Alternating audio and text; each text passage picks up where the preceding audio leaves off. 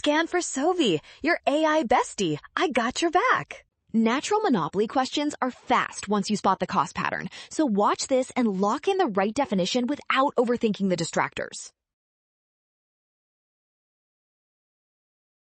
A natural monopoly exists when one firm can supply the market at a lower cost than multiple firms, usually because spreading huge fixed costs over more output keeps production cheaper.